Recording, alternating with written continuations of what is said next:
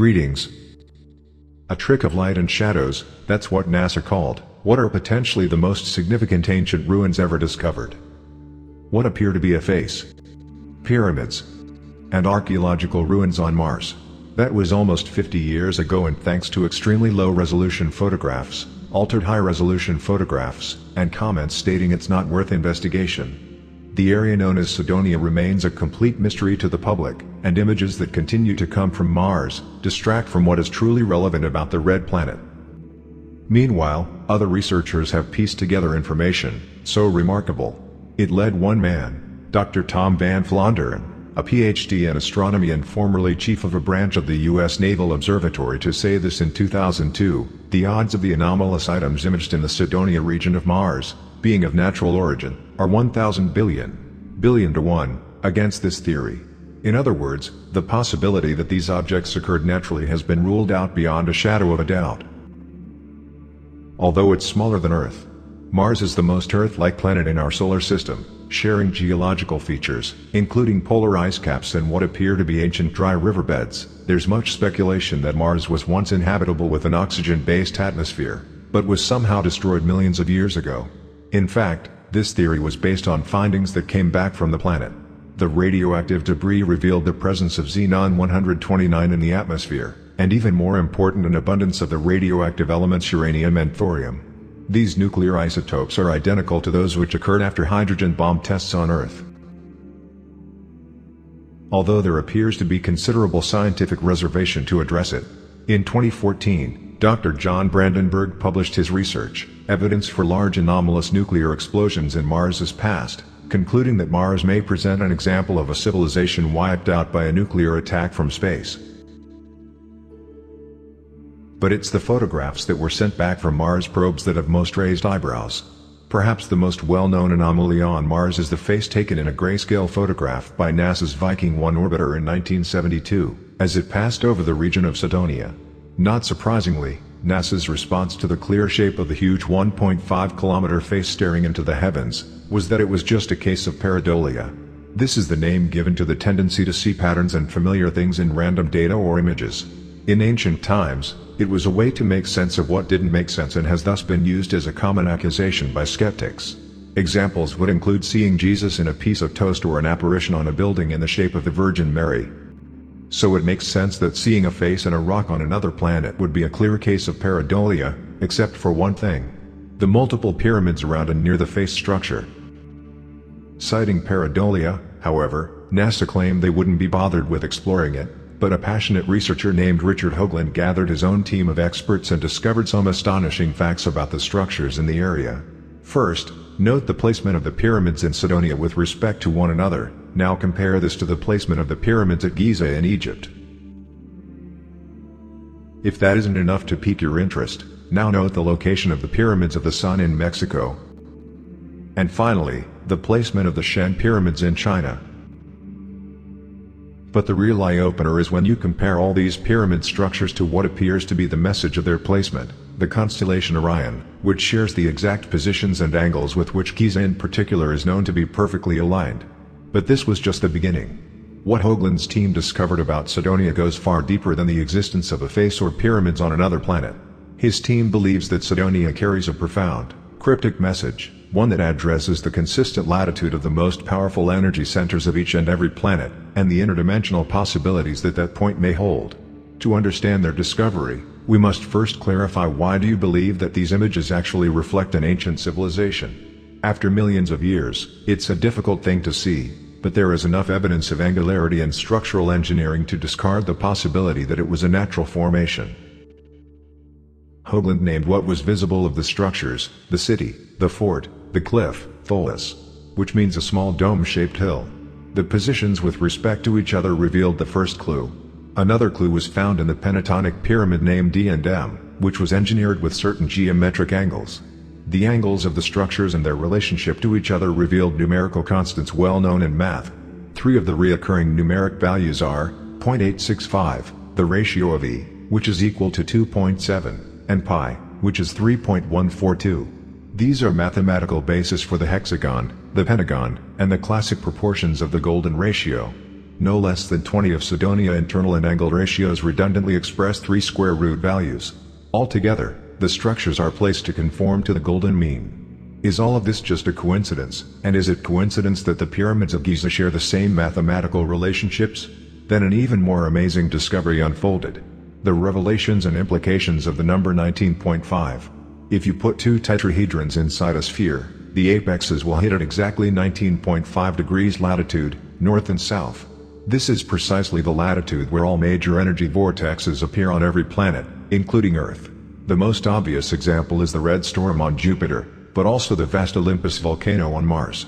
On Earth, in addition to Mauna Loa, the most active volcano, there are numerous sacred sites at 19.5 latitude, north and south. This information is well explained in the book Earth Grids, The Secret Patterns of Gaia's Sacred Sites, by Hugh Newman. The tetrahedral constant 19.5 degrees was found encoded everywhere in the region of Cydonia. There was, for example, a set of 16 little mounds in the city area examined by a man named Horace Crater, a physicist and pattern analysis expert at the Tennessee Space Institute. Crater was astounded to discover the mounds were definitely not randomly placed features. Even the angles on these smaller mounds were tetrahedral and functions of 19.5 degrees. Why is this significant? Based on all the evidence the team found, they concluded that the latitude of 19.5 in a planet's natural vortex is associated with hyperdimensional physics, literally the potential to transcend dimensions. In fact, the ancient symbol of the Merkaba uses the same two tetrahedrons inside a sphere. This symbol has been called the chariot of the god and is known to be a torsion field associated with the expansion of consciousness and potentially a gateway to higher dimensions. Using the universal language of mathematics, the true message of Cydonia, according to Hoagland and his team, reveals what our ancients knew and conveyed through perfectly aligned architectural engineering. This is a good place to note that both Mars explorers, the Viking and the Pathfinder, were precisely selected to land on Mars at 19.5 degrees north. Also worth noting, the tetrahedrons and the Merkaba have mysteriously appeared in more than one crop circle in recent years. Is someone hoping we see the relevance of this symbol, and the association with 19.5 degrees latitude? But let's get back to the face. Eventually there was a second photo of the face on Mars released, but the structure appeared even more dramatically eroded, and was declared by many to have been modified. One person who noticed this was the American investigative journalist and regional Emmy Award-winning documentary filmmaker, Linda Moulton Howe. As she recounted her investigation of the image, she explained how it was offered to her by the government as it is here. But later she traveled to Boston and met a man named Mark Carlotto, who worked in the analytical sciences for the Department of Defense. It was there, she claims, that after enduring grueling top-secret clearance, he showed her a high-res image of the face on Mars, which was very different from what the public had seen. So detailed, in fact, that you could see two thin lines across the front, similar to the faces in Egypt. She said the eye on the full side had a pupil and iris and a white. You could definitely see those three parts, and in the mouth area you could see the teeth. She described it as a monumental sculpture made with the intent of warding off. No one in the public has seen the image that Linda saw, but she claims the detail and the ominous nature of it will remain imprinted in her mind. Another thing Hoagland's team did was to take the left side of the structure visually duplicated and flip it onto the other side. It's curious how it resembles the feline-like faces seen in Egypt and on Sphinx. It would be good to mention that Cydonia's face is not the only one that appears on Mars. In fact, there have been so many images of face and head-like structures. It becomes stranger to think they're all naturally occurring, and were not the result of some kind of intelligent design. If the relationship between the red planet and our own is not evident, there are some ancient derivatives from multiple cultures that are worth considering. For example, the Egyptian capital Cairo is derived from the name Al-Qahira, denoting Mars the Victorious. The ancient Egyptians called Mars Horus of the Horizon, Horikti, which was the very same name given to the Great Sphinx. Mars was also called Horus the Red, and for a long time the Sphinx was painted red. Just as the Great Sphinx is the hybrid of a man and lion, in ancient Hindu myths Mars was known as the man-lion. These are just a few of many references to the red planet in our ancient history. Mars continues to make news, but if you try to search online for detail about Cydonia, you'll be left with a deep frustration and mystery. Any photographs that you do see are typically so old or low-res they reveal next to no detail. NASA has repeatedly dismissed this area as unworthy of closer investigation. Meanwhile, researchers and citizens alike have often asked how it is that we can see the details of galaxies billions of miles away, or a license plate from a distance of hundreds of miles away, but simply have old grainy photos of the most enigmatic and important area on Mars. Former NASA astronaut Dr. Brian O'Leary was skeptical, but after looking through the hard evidence became a believer, even publishing his research at Harvard, which he titled Analysis of Images of the Face on Mars and Possible Intelligent Origin. O'Leary revealed two things: that the second image of the face that Carl Sagan released had been tampered with, and he explained why it was modified. I began to realize that Sagan was colluding with NASA. It was very, very disappointing to me because not only was Carl wrong, he also fudged data, saying that the face was just a natural formation. He doctored the picture to make it not look like a face. There was a report issued by the Brookings Institution in 1961. He and this other group said, well, if any ET ever showed up on the Earth, it has to be covered up. That's the only way we're going to be able to manage this, because if we can't, then it would be too much of a culture shock. Another important physicist who managed the Clementine mission to the Moon, John Brandenburg, also spoke out about the structures on the surface of Mars and shared the insanity of it from a scientist's point of view. These two pictures tell you everything you need to know about what's at Cydonia Mensa. If you see on a planet that used to be Earth-like, a carved human face and a pyramid within 5 kilometers of each other, it doesn't take a rocket scientist to figure out what this all means. You can connect the dots. I mean sometimes, and I can tell you as a scientist, and I've seen other scientists do this, if you're cornered, you're just brazing it out. You hold up a picture of a buffalo and insist that it's a dog.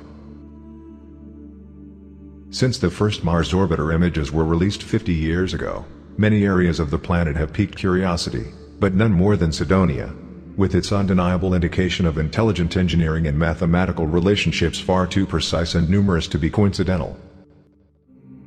Yet little to nothing has been revealed about it in the last decades by those who control the cameras, and the only footage ever made public continues to foster plausible deniability. Of course, coincidentally, the Mars rover sending images has been declared inoperable and defunct. People not bound to silence have long spoken out. If Cydonia really isn't worth investigating, why are we being distracted by pictures of other areas, when the one about importance is dismissed?